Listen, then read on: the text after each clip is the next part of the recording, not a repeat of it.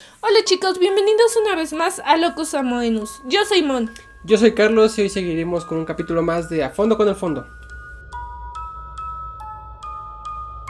A propósito del mes de octubre y que es un mes un poco terrorífico cerca de también el Día de Muertos, escogimos para este video del fondo hablar de dos textos que nos parecieron muy apropiados para estas fechas. El primero de ellos es Chaco de Liliana Colanzi y el segundo es El almohadón de plumas de Quiroga. Si tú quieres ver el almohadón de plumas de Quiroga, puedes ir a este minuto.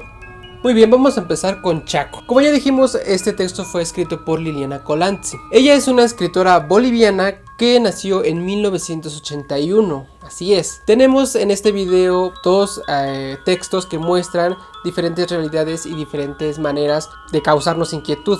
Así que para empezar tengo que decir que les recomiendo que lean este libro antes de hacer siquiera este análisis, porque podemos ver bien en qué momento de la literatura estamos.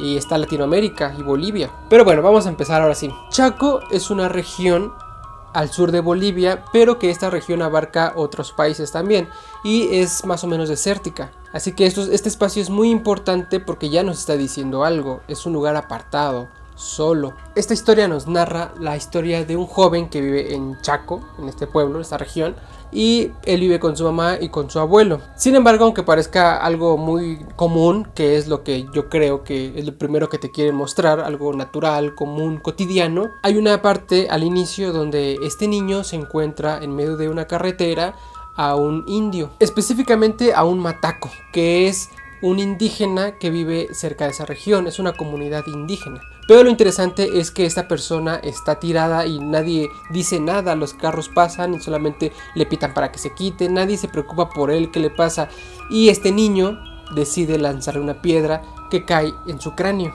Esto es lo que hace explotar a toda la historia, porque a partir de aquí van a empezar a pasar cosas muy sobrenaturales, muy raras y muy inquietantes, y que en cierto modo, conforme va pasando la historia, cada vez van siendo un poco más absurdas, no en el sentido de tontas o ilógicas, sino en el sentido de que la construcción que hemos conocido, que es siempre llevar una línea narrativa, aquí no la tiene, pareciera que no hay un fin, pareciera que no va a ningún lado, y es que eso es lo más interesante, eso es lo que creo que quiere mostrar, y reflejar sobre todo la vida del indígena, la vida de los indígenas, de los grupos que en este momento están habitando Latinoamérica, sobre todo, y también el mismo pueblo latinoamericano pareciera que no va a ningún lado, pareciera que está en una zona desértica, abandonado y marginado. También otra cosa que nos hace pensar esto no es solamente como la línea narrativa, sino los mismos personajes, porque a veces los personajes se construyen de una manera que tengan una función en el texto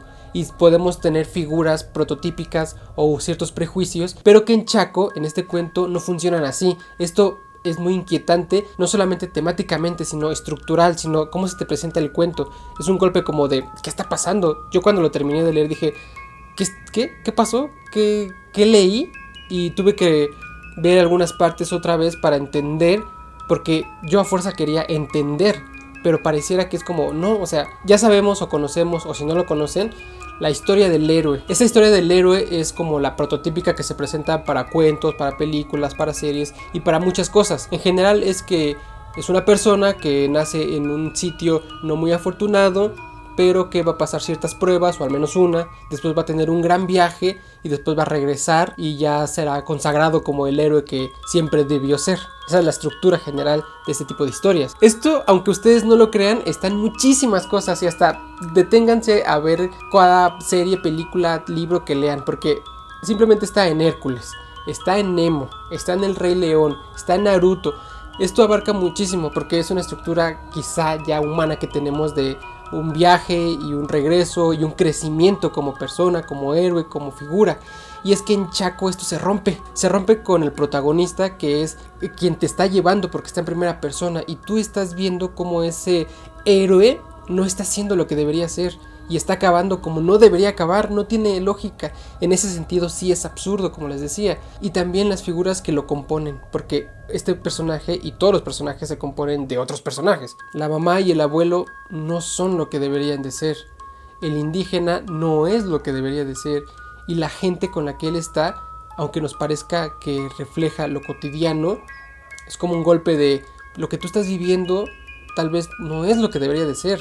Y tal vez no es algo tan lógico como tú creías. Así que espero que lean este cuento, que me den sus impresiones y que me digan, a lo mejor ustedes encontraron algo súper lógico, nada absurdo, pero yo creo que esto refleja cierta actualidad de los tiempos que se están viviendo. Así que pueden leerlo, pueden tener su propia interpretación y sobre todo disfrutar de este cuento, porque como ya digo, aunque es un poco absurdo, no malo, es un poco extraño, a veces es muy difícil de transmitir y sobre todo como lectores a veces eso se admira y se agradece, que un texto después de cerrarlo te deje inquieto. Al menos eso a mí me gusta, que me deje pensando, que te deje inquieto, que te diga ¿qué pasó?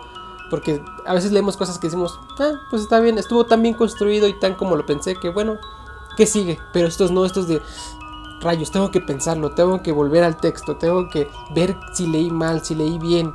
Entonces para mí me gusta mucho, entonces es un buen texto. Así que con este primer cuento que estamos viendo hoy podemos como cerrar esta inquietud un poco aparentemente real, aparentemente absurda, pero no deja de ser inquietante. Así que vamos a ir ahora con un cuento que es como una inquietud clásica, una inquietud sobrenatural, y que también ya es un cuento súper conocido y espero que lo hayan leído y que disfruten el siguiente análisis de Mon. Esto es todo por mi parte, vamos contigo, Mon.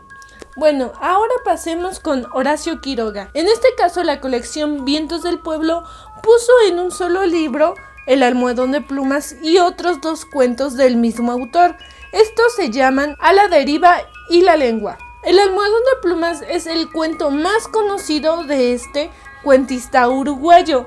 Él se dedicó principalmente a escribir cosas del modernismo y del naturalismo. Sobre todo en estos 3 cuentos podemos ver características del naturalismo. En 1905, Horacio Quiroga hizo un viaje a la selva amazona junto con su amigo Leopoldo Lugones.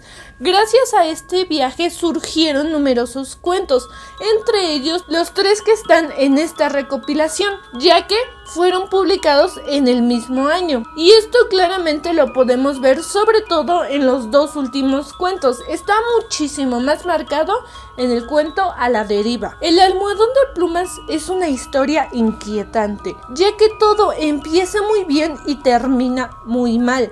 Pero todo este problema viene de un sitio que el lector nunca se va a imaginar, nunca va a sospechar de dónde viene lo inquietante, todo lo que asusta a los personajes. Como ya mencioné, A la deriva se desarrolla en un ambiente de la selva amazona y por lo mismo se pueden ver los terrores a los que se deben de enfrentar las personas que viven ahí. Y personalmente el cuento que más me gustó fue La lengua. El título nos dice muchísimo la esencia de este cuento. Pero sobre todo lo que ayuda a que la experiencia sea aún más terrorífica y te dé escalofríos al leerla son las ilustraciones. Las ilustraciones de estos textos quedan perfectísimas para lo que el autor quiere narrar. Te dan miedo y junto con lo que vas leyendo forman una dupla que no te va a dejar indiferente.